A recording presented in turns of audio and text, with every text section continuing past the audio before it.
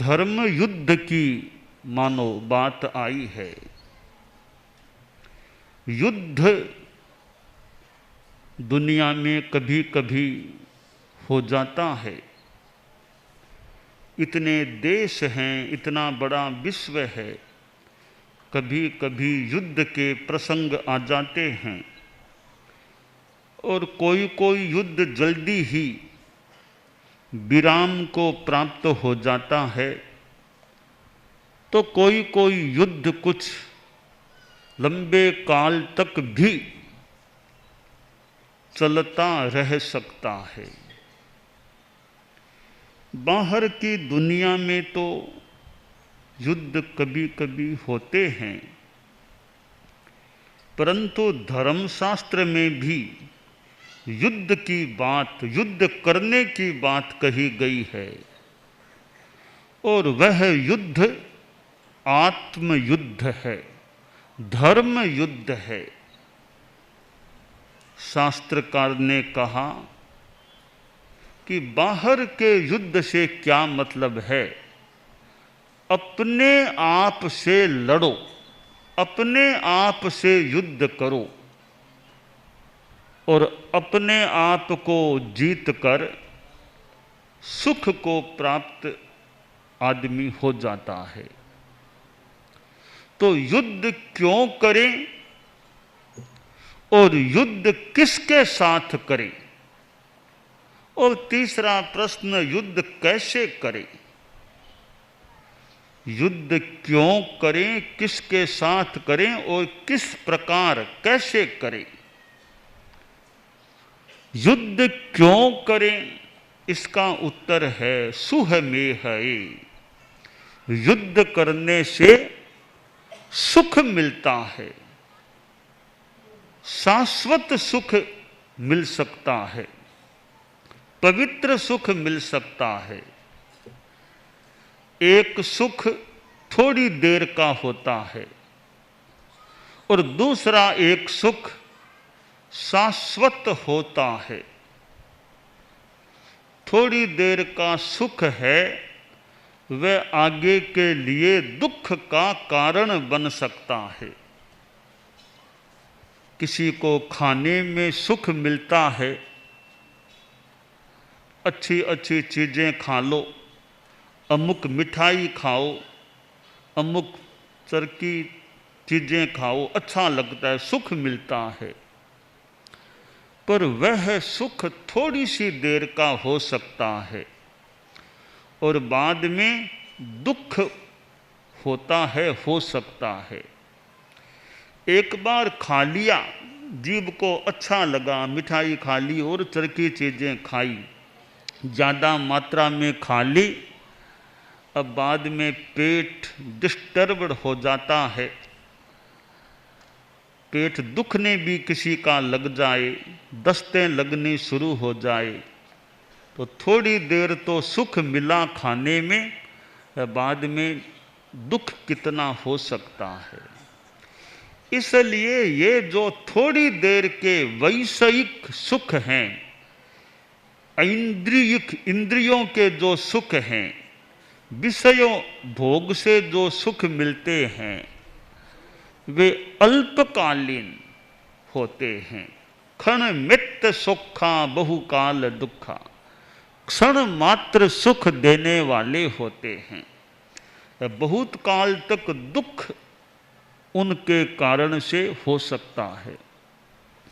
तो आत्मयुद्ध क्यों करना चाहिए, इसका उत्तर है आत्मयुद्ध इसलिए करना चाहिए कि सुख मिल जाए और शाश्वत सुख प्राप्त हो जाए। दूसरा प्रश्न है कि यह युद्ध जो है वो किसके साथ करे? कि अपने साथ करो, अपने आप से लड़ो। जैन शासन में, जैन धर्म में नवकार मंत्र चलता है, नमो अरहंताणम या अरिहंताणम। कि अरिहंत कौन? जो अरि शत्रुओं का हनन करने वाले होते हैं वे अरिहंत होते हैं। अब वे शत्रु हमारे भीतर के शत्रु, कर्म शत्रु कह दें, कसाय शत्रु कह दें, तो किसके साथ लड़ना है?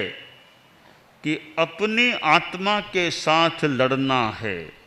और मैं थोड़ा सा तात्विक संदर्भ में बताऊं तो 8 आत्माएं बताई गई हैं। 15वां बोल 25 बोल का है आत्मा 8, तो उसमें एक आत्मा है कसाय आत्मा। तो हम युद्ध किसके साथ करें?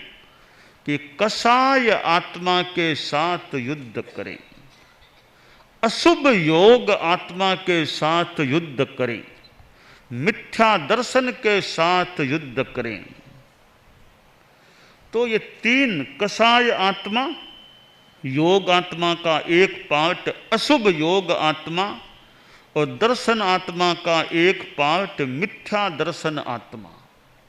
तो कसाय, अशुभ योग और मिथ्या दर्शन, इनके साथ हम युद्ध करें, लड़ें, इनको परास्त करें। हमारे वास्तविक दुश्मन तो हमारे भीतर हैं।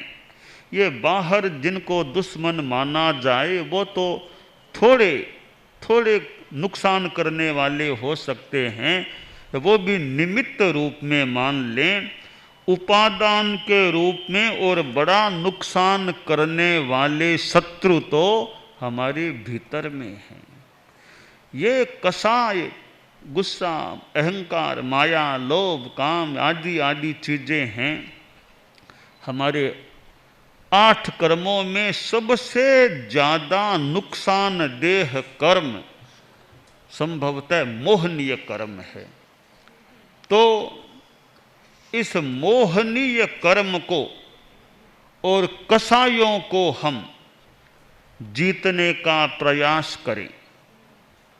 साथ में इधर कसाय हैं तो अशुभ योग है, कसाय नहीं रहते हैं तो फिर अशुभ योग भी नहीं रह सकता। और इधर दर्शन आत्मा में मिथ्या दर्शन है, मिथ्या दृष्टिकोण है, वह भी मोहनीय कर्म का ही एक अंग है। हम उसको भी परास्त करें। तो युद्ध क्यों करें? शाश्वत सुख पाने के लिए युद्ध करें। और युद्ध किसके साथ करें? अपनी आत्मा के साथ करें। और कसाय आत्मा, अशुभ योग आत्मा और मिथ्या दर्शन आत्मा के साथ युद्ध करें। अब तीसरा प्रश्न है कि युद्ध कैसे करें? युद्ध करने के लिए शस्त्रास्त्र हमारे पास हैं या नहीं?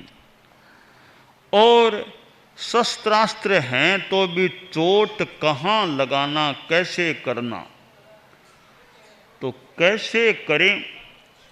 कोई बाहर के शस्त्र नहीं चाहिए, बम विस्फोट करने की जरूरत नहीं है और तलवार आदि शस्त्रों की जरूरत नहीं है, बंदूक की अपेक्षा नहीं है। आत्मघाती दस्ता आदि जो बम विस्फोट, ऐसी कोई अपेक्षा नहीं है। आत्मयुद्ध के लिए हमारा शस्त्र अस्त्र होगा तो उपशम, एक शस्त्र है उपशम।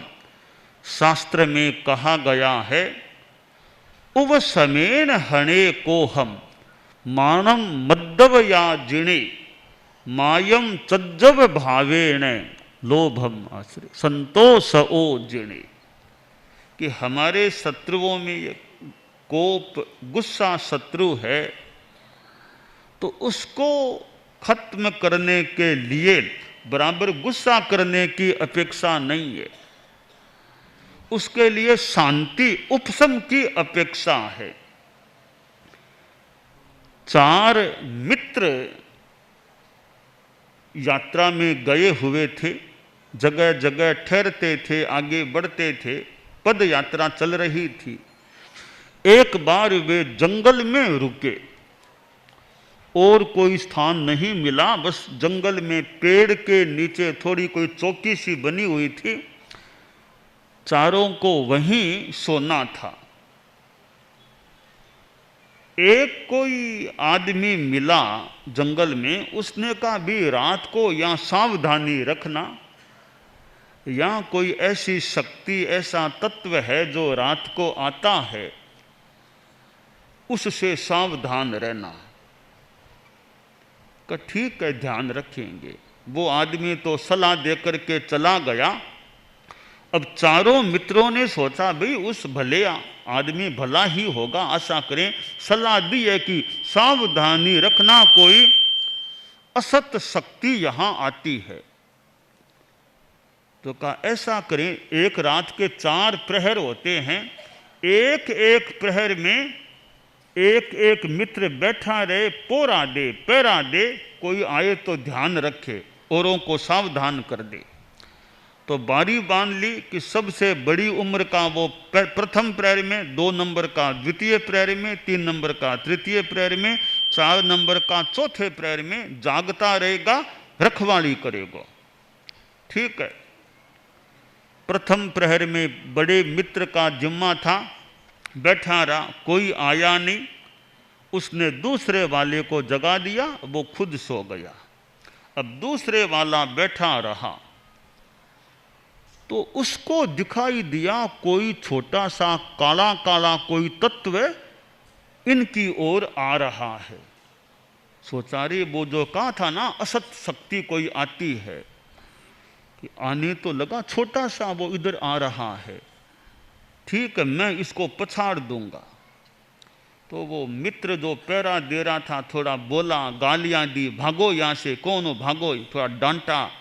वो तत्व और बड़ा हो गया, तो इसने कुछ भाटा फेंका, वो और बड़ा हो गया, और बड़ा होकर सामने आने लग गया।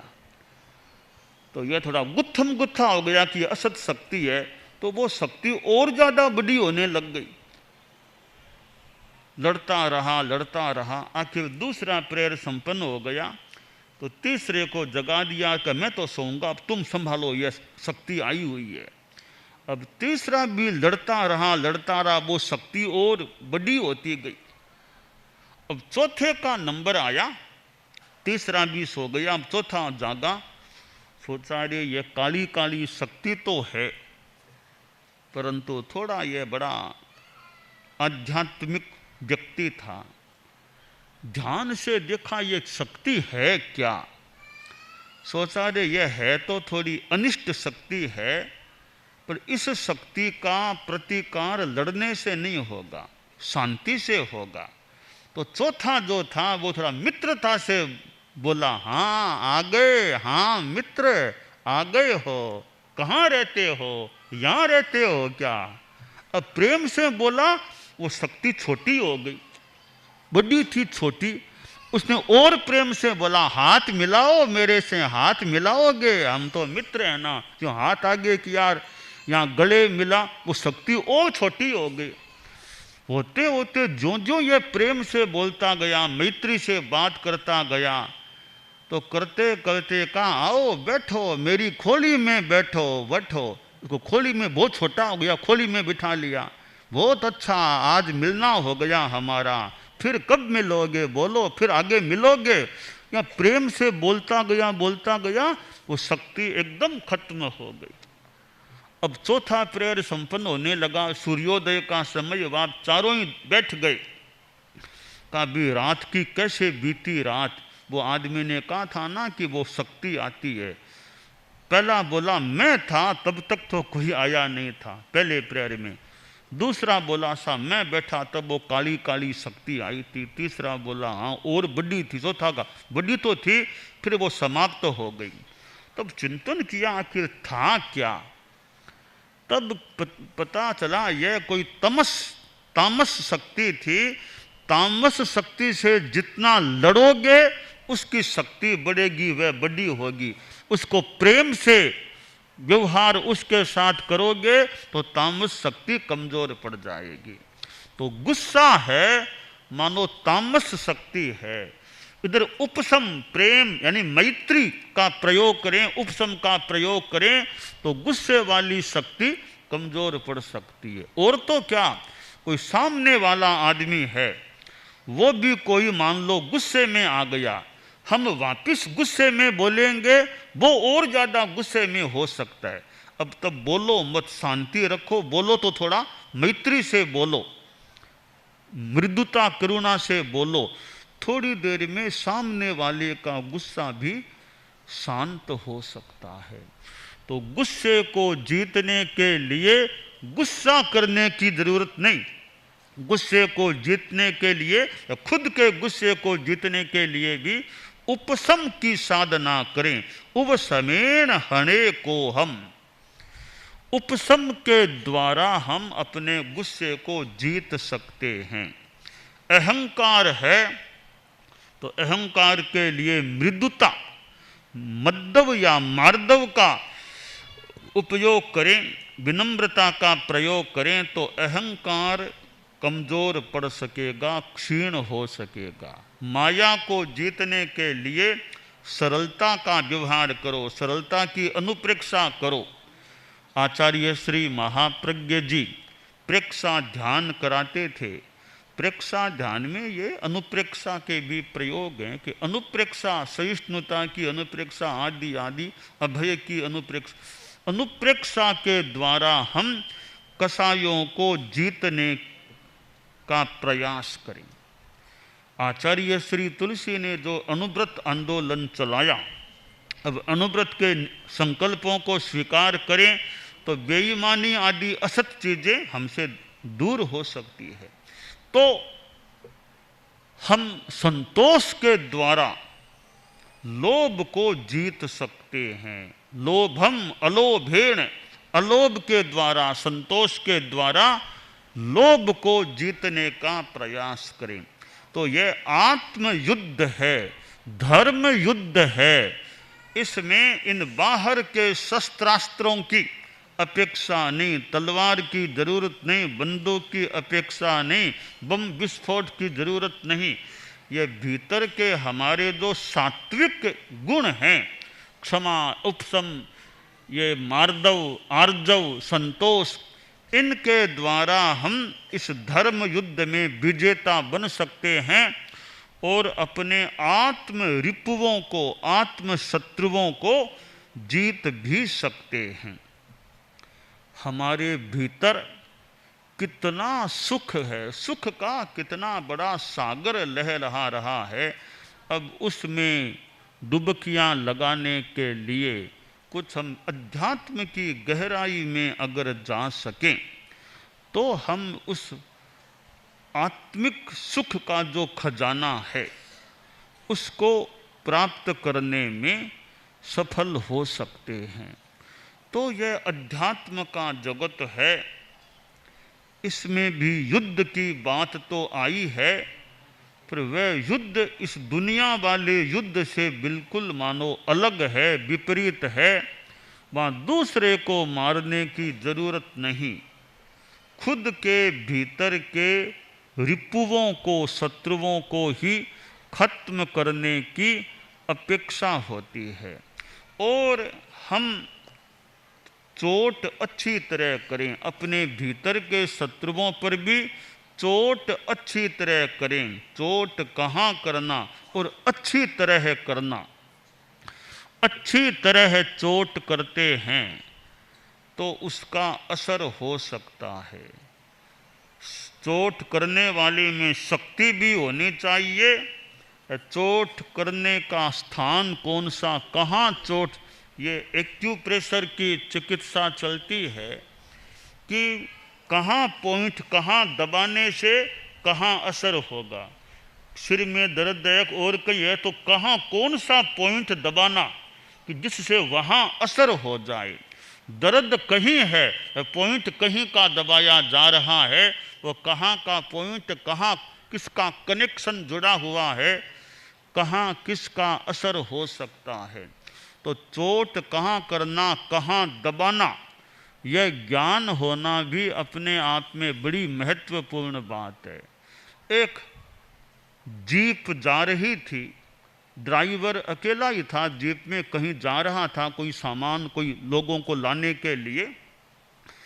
बीच में थोड़ा जंगलकार, थोड़ा वो मिट्टी का रास्ता था, थोड़े थोड़े छोटे छोटे धोरे से भी मिट्टी मिट्टी सी थी। तो बीच में वह जीप थोड़ी खराब हो गई, यंत्र खराब हो गया। तो सोचा ये जंगलकार, ये मिट्टी का रास्ता यहाँ खराब हो गई, कोई टेक्नीशियन, कोई मिस्त्री कहीं मिले तो काम हो। इधर उधर थोड़ा जाकर के देखा, एक बस्ती थी। पूछा भाई कोई टेक्नीशियन, कोई मिस्त्री है क्या, मेरी जीप खराब हो गई है। तो वो आदमी बोला मैं खुद मिस्त्री हूँ, बोलो क्या काम है। कि मेरे साथ आओ, मेरी जीप खराब हो गई। वो अपना थोड़ा सामान लेकर के आया। यह मेरी जीप है, चलती नहीं है, देखो ठीक कर दो इसको। तो वो मिस्त्री बोला सा ठीक करने की चेष्टा करता हूँ, मुझे क्या दोगे, तो आप क्या लेते हो, ऐसा ठीक करने का क्या लेते हो। तो मिस्त्री बोला सा मैं तो 100 रुपया, एक कोई चीज़ ठीक करता हूँ 100 रुपया लेता हूँ। का ठीक है दे दूंगा, जंगल का मामला है, अब जीप को तो ठीक कराना ही है, तो आपका जो है व्यवस्था 100 रुपया, मैं 100 रुपया दे दूंगा। तो मिस्त्री ने जीप के यंत्र को ध्यान से देखा, जो उसके पास जोड़ा था, एक हथौड़ी थी, हथौड़ी लेकर एक चोट की जीप स्टार्ट हो गई, ठीक हो गई, चलने की स्थिति में आ गई। तो ड्राइवर ने जेब में से 100 का नोट निकाला, मिस्त्री के हाथ में दिया और फिर बोला भैया हम तो साथी हैं, तुम मिस्त्री हो, मैं ड्राइवर हूँ, एक बात कहना चाहता हूँ, तुमने मुझको ठग लिया, तुमने मुझको ठग लिया। मिस्त्री बोला सा ठगने की क्या बात, पहले ही हमारी बात हो गई भी कि मैं तो 100 रुपया लेता हूँ, बात होने के बाद आपने कहा ठीक है ठीक कर दो, मैं दे दूंगा। मैंने, आपने दिया और मैंने लिया, तुमने दिया और मैंने लिया, इसमें ठगने वाली तो क्या बात है। साहब ठगने की बात तो यह है कि 100 रुपया ले लिया, तुमने हथौड़ी निकाल ली, एक चोट की, एक ही चोट की, एक चोट लगाने के 100 रुपये ऐंठ लिए, यह कहाँ का न्याय है। तो मिस्त्री बोला भैया सुन, एक चोट लगाई उसका 100 रुपया नहीं लिया, उसका तो 1 ही रुपया लिया है। साहब बाकी 99 किस चीज के लिए, कि चोट किस जगह पर लगाना, इस ज्ञान के 99 रुपये लिए हैं। चोट कहाँ करना, इसके 99 रुपये, चोट लगाने का तो 1 ही रुपया लिया है। तो चोट लगाना बड़ी बात नहीं, चोट कहाँ लगाना और कैसे लगाना, यह ज्ञान होना, इसका बड़ा महत्व है। तो यह धर्म युद्ध है, अध्यात्म युद्ध है कि हम चोट कहाँ लगाएं। तो मैं कहना चाहूँगा अध्यात्म युद्ध में ज़्यादा चोट मोहनीय कर्म पर लगानी चाहिए। मोहनीय कर्म में सारे ये गुस्सा, अहंकार, माया, लोभ, राग, द्वेष, काम, ये चीज़ें सारे मोहनीय कर्म के, मिथ्यात्व, ये सब मोहनीय कर्म के परिवार के सदस्य हैं। तो चोट लगाएं तो मोहनीय कर्म पर सघन चोट करें, और चोट करने के लिए बाहर वाला हथौड़ा नहीं, ये उपशम, मार्दव, आर्जव, संतोष आदि हैं, इनके द्वारा हम चोट करें और इस धर्म युद्ध, आत्म युद्ध में हम सफलता प्राप्त करने का प्रयास करें। तो आज दुनिया में अनेक समस्याएं हो सकती है, दुनिया में बाहर के युद्धों की बात, ये बाहर के युद्ध हैं, वे भी शांत रहें, शांत हो जाएं, कहीं हैं जो भी शांति में रहें। बाकी तो दुनिया में अपना अपना चिंतन, अपना विचार, अपना कुछ हित, भौतिक हित जो भी, तो दुनिया के युद्धों में भी समझाइश, समझौता, बातचीत हो जाए और मारना न पड़े किसी को, मारते जाओ, उतने वो मरे, फिर वो मरे, ये मरे, वो मरे, इधर के मरे उधर के मरे, आखिर आदमी मरते हैं। तो मरना और मारना पड़ता है, राग द्वेष तो बढ़िया तो हो मैत्री अहिंसा के द्वारा कोई रास्ता निकले तो बढ़िया बात है। बाकी वो तो युद्ध दुनिया है, करना पड़ सकता है, पर पहला प्रयास तो वही है, मैत्री समझौता। बाकी तो बाद में अब मजबूरी में अलग बातें हैं। हमारा पहला प्रयास तो ये भी मैत्री से काम हो, प्रेम से काम हो सके तो किसी को डांटना क्यों पड़े। पिता पुत्र को प्रेम से कहता है काम हो जाता है, तो बिना मतलब बेटे को क्यों डांटे। हाँ, बिल्कुल नहीं माने करे तो थोड़ा कड़ाई से कहना पड़े तो कहना पड़े। पहला काम है प्रेम से काम हो जाए, मैत्री से हो जाए। हाथ जोड़ने से काम हो रहा है, लाठी हाथ में क्यों ले, कि हाथ जोड़ते जाओ और काम कराते जाओ, झुकते जाओ और शासन चलाते जाओ। लाठी हाथ में लेना ये तो अंतिम चीजें हैं, ये पहली अंतिम चीजें हैं, लेना पड़े। बाकी तो प्रेम से काम करो, हाथ जोड़ते जाओ, झुकते जाओ, काम चलाते जाओ, शासन चलाते जाओ। झुको, झुकने की जगह पर झुको, हर जगह झुकना जरूरी नहीं है, झुकना उचित है वहां झुकना। आदमी हर जगह तो क्यों झुके। हमारा मस्तक है, उत्तमांग है, वह हर किसी के सामने तो क्यों झुके। जहाँ झुकने के लायक है, हमारे आराध्य हैं, हमारे गुरु हैं, संसार में माता पिता हैं, बड़े हैं, उनके सामने मस्तक झुकता है। पर हर कोई कह दे कि झुको तो हर कोई सामने आदमी नहीं भी झुके। जहाँ झुकना उचित है वहाँ झुकने की बात हो सकती है, तो हर जगह झुकना जरूरी नहीं। कोई अहंकारी है कि वो कहता है कि मेरे सामने झुको, भी सोच कर के झुक। वो कहे मेरे पैर में मस्तक लगाओ, भी मस्तक तो क्यों लगाएं। कोई साधु महात्मा हो उसके सामने तो मानो त्यागी पुरुष है, आदमी झुके, मस्तक झुका, या माता पिता आदि के सामने आदमी झुके। हर कोई कह दे कि मेरे सामने भी मस्तक लगाओ, हर कोई के सामने तो मस्तक हम क्यों झुकाएं, क्यों लगाएं। हाँ, जहाँ उचित है तो जहाँ हमारे पूजनीय हैं वहाँ हम मस्तक झुका भी सकते हैं। बाकी सबसे हमारा व्यवहार अच्छा है तो हम कि वो भी झुके और हम भी झुके, यह तो ठीक है। कोई अहंकारी ऐसा ही कि मेरे सामने ही झुको, तो वहाँ आदमी का चिंतन कईयों का ऐसा हो जाए कि तुम आओ डग एक तो हम आए डग अठ, तुम आओ डग एक तो हम आए डग अठ, तुम हमसे करड़े रहो तो हम हैं करड़े लठ। तो ये संसार की बात हो सकती है, पर हम झुकें, जो झुकने के लायक है वहाँ झुकें। पर लड़ाई झगड़ा फालतू किसी से नहीं करना।